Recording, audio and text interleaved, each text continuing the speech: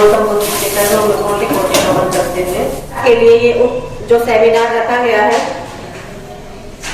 अगर बाबा साहब संविधान न लिखते तो कल्पना कीजिए कि स्वतंत्रता कैसी होती। हमने क्या वो स्वाद चखा होता जिसे स्वतंत्रता कहा जाता है? क्योंकि हमने तो सिर्फ परतंत्रता और हमने तो सिर्फ गुलामी ही देखी थी। स्वतंत्रता होती क्या है, किस चिड़िया का नाम है, वो तो हम जान ही नहीं पाते। क्योंकि ये मनुवादी लोग जो कहते तो है कि हम 15% है, लेकिन ये मनुवादी लोग हम 75% को अभी भी अपना गुलाम बनाए हुए हैं।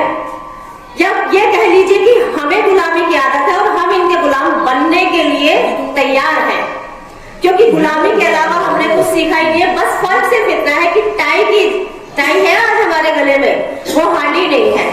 लेकिन फिक्र मत कीजिए, वो दिन बहुत जल्दी आने वाला है, वो दौर बहुत जल्दी आने वाला है जब आपके पीछे झाड़ू और गले में हांडी होगी। क्योंकि उस दौर को लाने वाले कहीं ना कहीं आप हैं।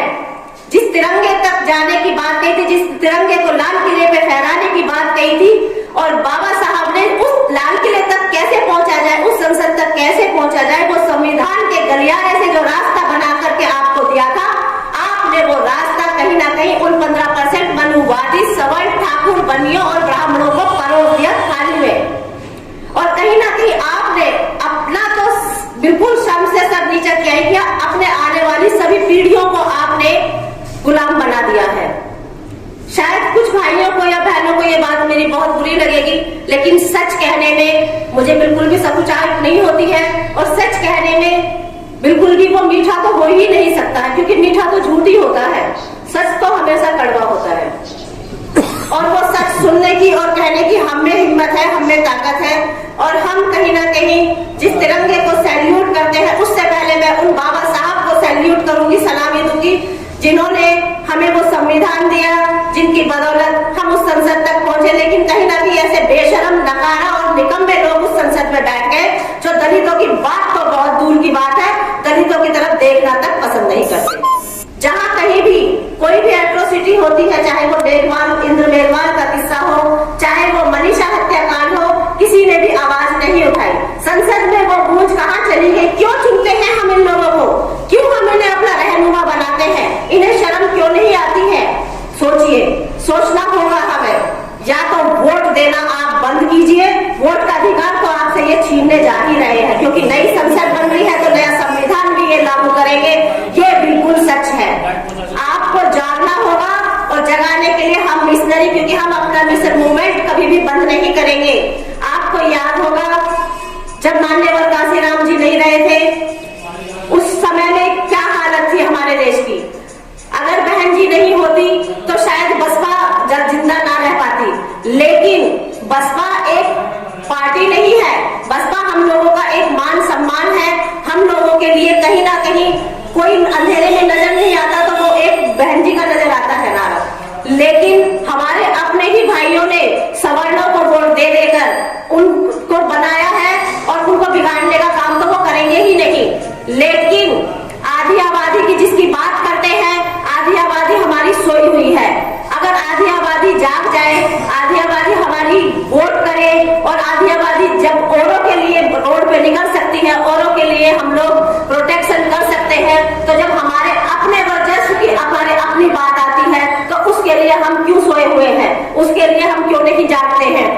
हम अपने युवाओं को प्रेरित करें। हमारा युवा दूसरे लोगों की पार्टियों में जा रहा है, चाहे वो हिंदू वाहिनी हो, चाहे वो कोई भी और मनुवादियों की पार्टी हो, उसकी तरफ क्यों जा रहा है? क्योंकि हमारे युवा को अपना भविष्य, हमारे युवा को अपनी आन बान शान की लड़ाई उन मनुवादियों के पीछे लगने में नजर आती है। लेकिन इसमें हमें अपना बहुजन मूवमेंट को जगाना होगा, मिशन मूवमेंट को आगे करने के लिए अपने युवाओं को अपने साथ लाना होगा। अपने घरों में अपने बच्चों को अपने बहुजन नायकों की बातें बतानी होंगी, उन 500 बहारों का किस्सा भी बताना होगा।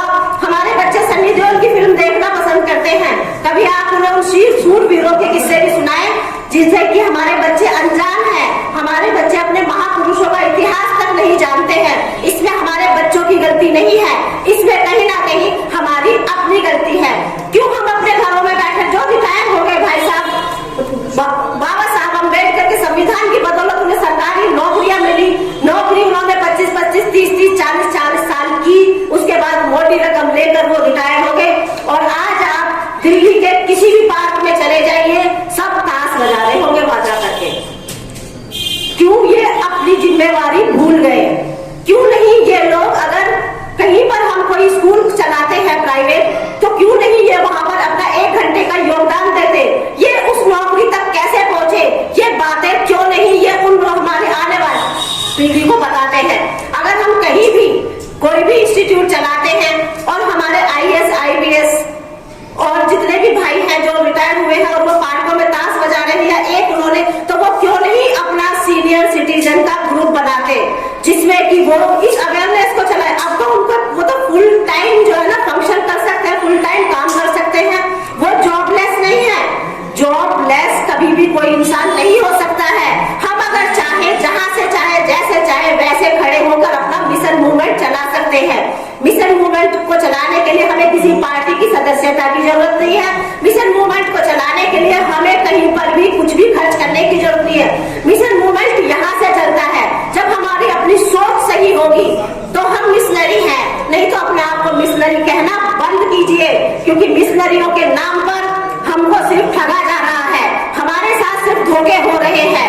हमें अपने आप को जगाना होगा, अपने उन सीनियर सिटीजन्स को बोलना होगा कि भाइयों, आपने तो सरकारी नौकरियां कर ली है, क्या आपने ये सोचा है आपकी आने वाली पीढ़ियां उन नौकरियों को कैसे करेगी?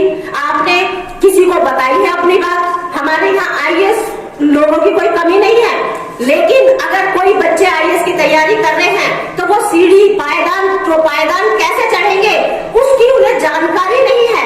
वो जानकारी अगर हमारे ये सारे ग्रुप एक साथ इकट्ठे हो जाए तो क्या वो बच्चे कहीं ना कहीं कोई ना कोई IAS ऑफिसर नया निकल कर नहीं आएगा?